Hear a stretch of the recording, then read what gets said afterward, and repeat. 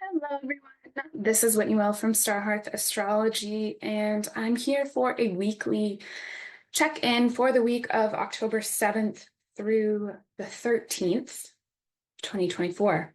We are coming off of the heels of eclipse season, so we should be feeling that kind of, the sense of like real depth fatedness of things, loosening its grip a little bit, especially once we hit Wednesday and we are more than a week out from the last eclipse. Although I don't technically consider eclipse season over until we hit the full moon, which will be next week on the 17th, that full Aries moon, which will be our first uneclipsed lunation since the Virgo new moon last month. We have a busy week. So just because we're coming off the eclipses and that was a really potent time does not mean that things are really slowing down very much at all. We've got a mixed bag, some big things, some potentially very good things. So we're all just along for the ride, trying to stay in touch with the divine and the mundane as we move through the world in chaotic and hopefully creative ways. Okay, we start the week with the moon in Sagittarius just becoming visible. We enter the waxing crescent phase of the moon on Sunday the 6th, so we can just start seeing her. We are just starting to pick up steam in the first week of the lunar month, in the first week since the full moon. And now we've got some idea of, okay, what's going on. On Tuesday, we hit a trine between Venus and Scorpio and Mars, freshly into the shadow of its upcoming retrograde in Cancer. And now there's some reception here because Venus and Scorpio is in Mars's sign. So this is a great time for connecting in really deep, intuitive ways. This is a really sweet time for kind of sharing feelings, but not being attached to that necessarily happening verbally, right? Because we're in the water signs. You can convey a lot through a look, through the tone of your voice, through physical touch. The lovers, Venus and Mars, are connecting. And it's an interesting space because Venus is in her detriment and Mars is in his fall. So there can be, at its worst, a sense of powerlessness that they share and they wallow together, but at its best, a deep connection from the kind of inevitable suffering that happens with life, the heartache that's part of the experience, and Venus being willing to break the shell and Mars being super sensitive in Cancer, right? It's a tricky line to walk in between kind of intimacy and offense with this one, but the potential is definitely there. And part of that is also coming, and here's the verbal part, from Mercury in Libra, trying to smooth things out, trying to negotiate, good diplomat, in a trine with Jupiter in Gemini, Mercury's sign. So we have Mercury in a trine to the greater benefic, really trying to optimize things. The trine is the Jupiterian aspect. So we have some kind of hope and some kind of optimism. And I'm hoping that kind of serves to make that Venus, Mars, like a little bit of a hot tub rather than a cold plunge, although both feel good eventually. We also have Mercury on the fixed star Spica, which has to do with healing. And so I think that can also be beneficial. But we have to be willing to enter the kind of vulnerable and emotive spaces of Venus and Mars. Adding to the potential depth and this kind of, we're ripe for a heart-to-heart conversation. is Mercury will also be opposing Chiron. So part of the story of this week is this dance that Chiron is playing with Jupiter and the Sun and Mercury, because at the beginning of the week here on Tuesday, we have Mercury making the trine to Jupiter in the opposition to Chiron. And by the end of the week, by Sunday, we will have the Sun following in its footsteps, doing the same thing. And there is the potential to see ourselves as we truly are, warts and all, have that both break us and heal us in the same moment with Chiron, but also having Jupiter in Gemini in creative problem solving with lots of ideas. Now we can shroud that truth with words and ideas with Jupiter in Gemini, or we can express it. So your choice. On Wednesday, the 9th, we have Jupiter stationing retrograde. So Jupiter stationing, just parking right at 21 degrees of Gemini, and just taking a pause, a deep breath, a meditation in that space, and really juicing that space.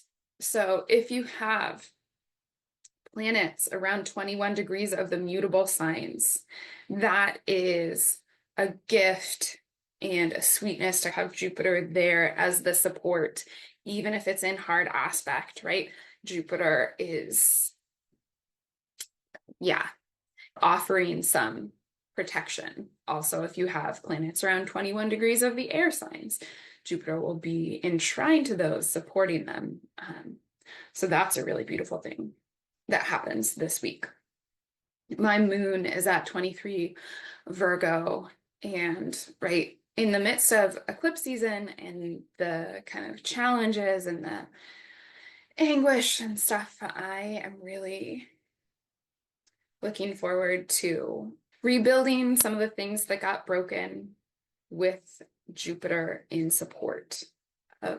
On Thursday, the 10th, we enter the second week of the lunar month, and this week goes from the first quarter moon to the full moon. And this is the busy chaos week. This is the week where you put everything in to it, where you decide what you can handle, what you can't handle, where you make your commitments and stuff. And this is a draining week because it is this building of the waxing energy up to the full moon. We've picked up speed, we're fully in it, starting on Thursday.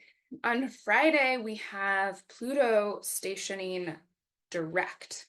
So Pluto is stationing direct, the final station of Pluto in Capricorn at 29 degrees. The final station, the kind of final moment of the US's Pluto return, of Pluto moving through Capricorn and changing what it means, and what a potent time, right? We can see it in the events of this election, which in so many ways has democracy at stake, has the kind of fundamental way that the United States functions at stake.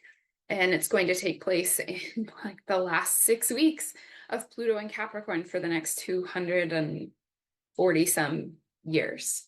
We are also wrapping up the last weeks of Pluto in Capricorn when Pluto entered Capricorn in 2008. This has been a 14-year transit. It is going to be 20 years in Aquarius. So we have lots and lots of, a 16-year transit, math. Lots and lots of time to get to know Pluto and Aquarius, but it can be helpful to take a look back at the Capricorn area of your chart and all of the change that has happened since 2008 and all the work that has been done in that space, and how many deaths and rebirths and how many moments of deciding who you truly are in that space. And we honor it, and we're moving on So this next month and this week, feeling more Plutonian hits in that space would not be unreasonable. And we're also almost done, like really almost done this time. Pluto will not retrograde back into Capricorn again. On Sunday, we have Mercury at the very end of Libra, square Pluto, disgorging its last bit of truths, working to negotiate a truce, a ceasefire against Pluto and the information that can detonate in that space. Pluto is at the very end of Capricorn, so that square happens at the last breath of both Libra and Capricorn. And then a few hours later, Mercury enters Scorpio. So Mercury goes from the diplomat to the spy. We are no longer trying to find win solutions in Libra that are going to balance and bring things into harmony. We are now searching for deep, dark answers using different means, sometimes whatever means necessary, with an obsessive bent to it. The other thing that happens that day, we have Mars square Chiron. So Mars, as part of its retrograde, we're in the first pass, we're in the pre-shadow, squaring Chiron, opening those wounds, being super sensitive to being poked at, even possibly explosive in reaction to those. And that all tied up with Mercury square Pluto. It's a complicated Sunday for sure.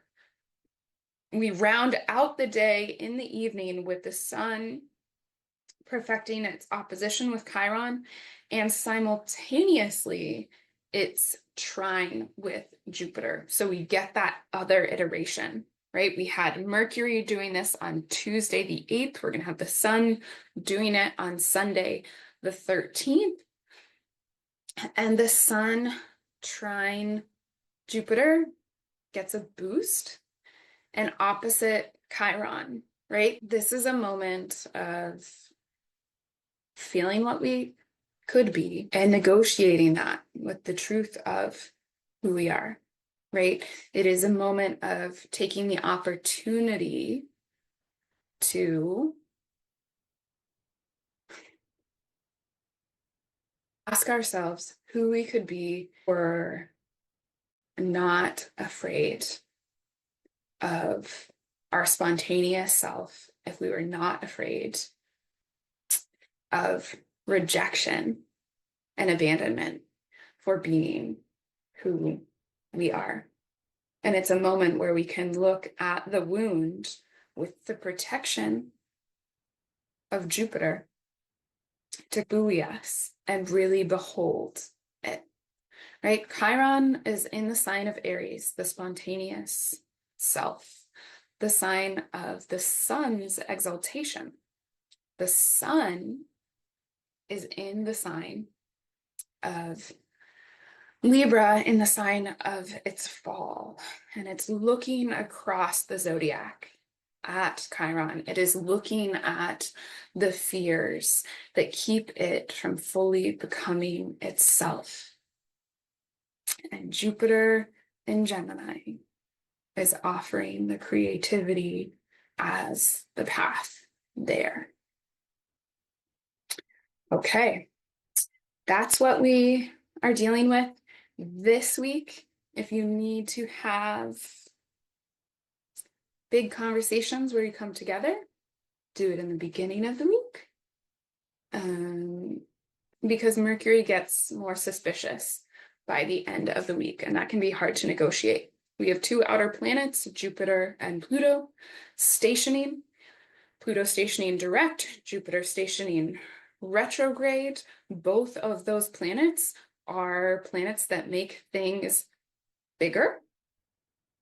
So that gives us more at our disposal, but that means the discretion is knowing how big of a deal to make things and where to let them go. Next week, we have a kind of gnarly full moon in Aries that's been preluded a little bit by the passes this week. That full moon will occur at 24 degrees of Aries, so pretty close to all the stuff happening at 21 degrees. It's pretty hot and angry, squaring its ruler, Mars. And so that could be potentially tricky. So just know the stuff that gets set in motion this week could explode in our faces next week. We can definitely have the potential of burning out with our energy. Coaching yourself one thing at a time, even if we're enthusiastic, because that's the part of the lunar month we're in. Thank you so much for tuning in. Please, this video, share it, subscribe to my channel. It is awesome to have you here. If you want to connect on a more personal level, head to my website, book a reading. Let's figure out where you are in the stars and where to put your effort and your heart and your mind during these tricky times. Thanks so much for watching. I will see you next time.